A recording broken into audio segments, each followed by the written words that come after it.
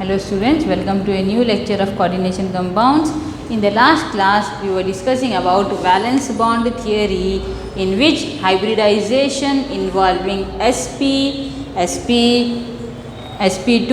sp3 and sp3d as well as sp3d2 also we have seen. Now we will look at the next theory, which is called as crystal field theory, explaining the coordination compound.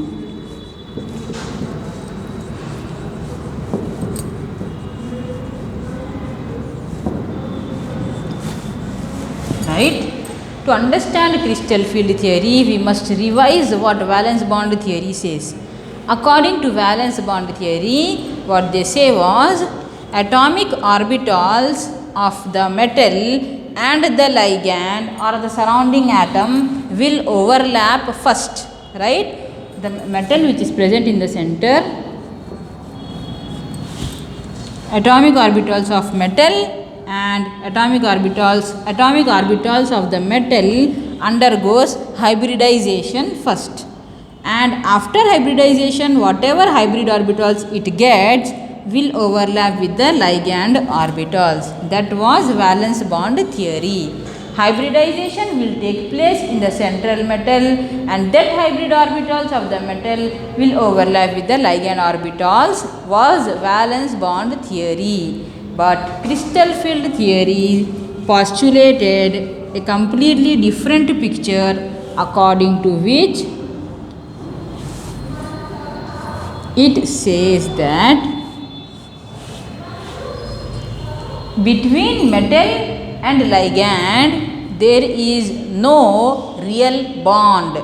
It says that between metal and ligand there is not a real bond present. Then what is present? It is only an electrostatic attraction between metal electrons and ligand electrons. That means it is purely ionic in nature, and the bond is not at all covalent bond. Which theory says that? Crystal field theories. Why there is an attraction? Because metal having its own electron behaves as a point charge, and ligand having its own electron behaves as a point charge. And between these two point charges, which are opposite in nature, there will be an attraction force, and therefore the bond is purely ionic in nature. And it is not just you cannot even compare it with Na plus Cl minus. In Na plus and Cl minus, ionic bond is formed. Here that ionic bond is also not formed. It is just an electrostatic force of attraction between metal and ligand, and the metal behaves as a point charge in which d orbitals will be present. Right? The electrons are present in which orbitals in the metal? D orbitals, right? The electrons which are present in the d orbital of a metal are degenerate actually. In the absence of any ligands, the electrons present in d orbital is degenerate, meaning they are all the same. Suppose I am taking chromium metal. What is the electronic configuration of chromium? 3d4 4s2, right? This is the chromium metal. But chromium is abnormal metal in which 3d4 4s2 won't be there, 3d5 4s1. So this is dxy, dyz, dxz, dx square minus y square and dz square. These are all the atomic orbitals of d orbitals. All 5 are d orbitals, and they are having equal energy. They are called as phi degenerate d orbitals. If the orbitals are having equal energies, they are called as degenerate orbitals. And now in a metal atom also all the 5 orbitals are degenerate in nature. Crystal field theory says that where is the metal present? It is present in the center. So you always call it as a central metal, right? So the metal which is present in the center has phi degenerate d orbitals in it. To that central metal, who are coming from different sides? Ligands are coming from different sides. 6 different ligands are coming from different sides towards the metal, right? They are all coming from different directions towards the metal, which is in the center. Ligand has its own electrons, right? Ligand has its own electrons. When the ligand is coming with its own electron towards the metal, what happens is the degeneracy present in the d orbitals is lost. The degeneracy present in d orbitals is lost. Why will it lose its degeneracy? Is looking at the ligand coming towards itself, metal becomes afraid, and instead of maintaining the same energy for all the 5 d orbitals, what will it do? It will try to run away from the ligand, because ligand is coming towards itself. So what will the metal do? It will try to run away from the ligand. In doing so, what it does is, it will divide the d orbitals into 2 parts.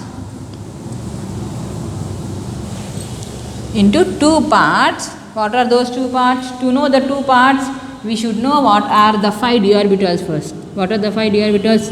dxy, dyz, dxz,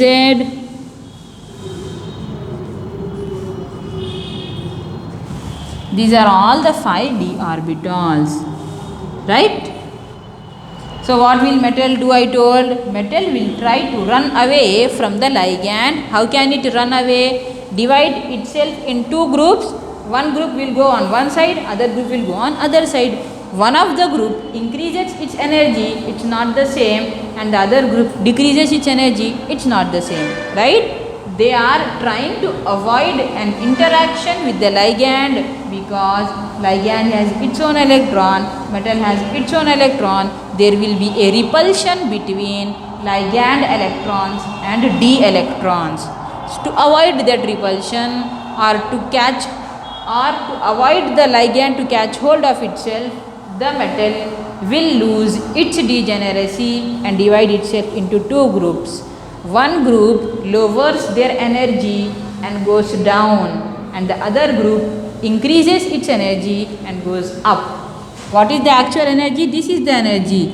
If it is lowering its energy, it goes down. If it is increasing its energy, it's going up, right? And that 2 groups are called as T2G orbitals and EG orbital. T2G orbital and EG orbital. Out of 5 orbitals, which orbital will come under T2G group and which orbital will come under EG group? Depends on the ligand, from which direction the ligand is coming. That orbital will lower their energy, and from which direction the orbital is not coming will increase its energy, right? Sorry, vice versa. From which direction the ligand is coming, that orbital goes up, and from which direction the ligand is not coming will go down, right? So now this is the introduction of crystal field theory. Let us apply the crystal field theory specifically to octahedral complexes.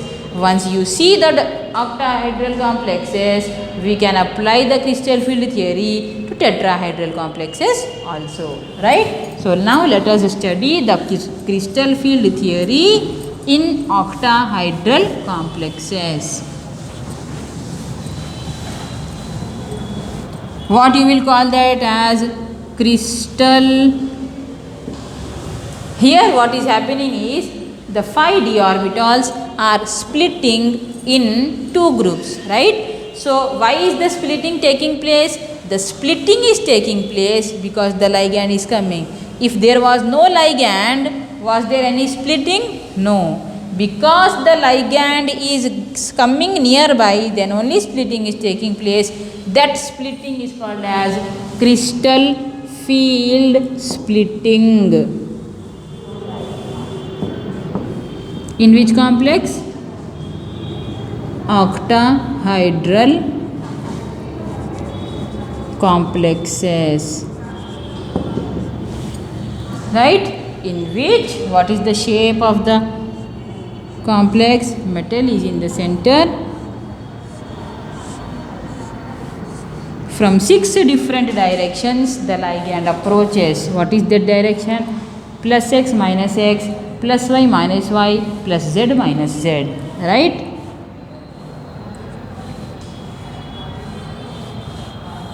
And these 4 ligands which are on the plane are xy, and z is above and below. From the top z axis, from the bottom z axis, ligand is coming, right? Now in that crystal field, before the ligand was present, what type of orbitals we had? Degenerate d orbitals was there. Now we have to show the splitting pattern here. Degenerate d orbitals before. This also in terms of energy profile diagram only we have to explain, right? These are 5 degenerate d orbitals.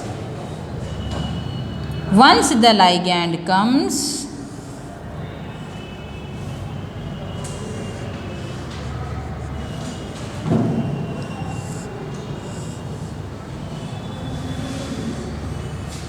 they split into, in the presence of ligand. In the presence of ligand this takes place. If there was no ligand, splitting would not have taken place. 2 groups, they got divided into 2 groups. One group ran towards right, another group ran towards left. You can say right means lower in energy, left means higher in energy. What is the name of this group? This group is called as T2G group, and this group is called as EG group. Out of the 5 d orbitals which I have written on the top, who comes under T2G is, I will write again, dxy, dyz and dxz. In these 3 d orbitals, the orbitals are present neither on x-axis nor on y-axis. Then where is it present? It is present in between the plane of x and y, right? If this is x-axis and this is y-axis, right? It is not present on the axis. Where is it present? You all have drawn the wrong diagram in your exam by showing it on the axis. It is not on the axis. If this is x, this is y, it is in between x and y, in between x and y. Is it pointing on the axis? No. But ligand is coming from which direction? Ligand is coming from x axis, y axis and z axis, right?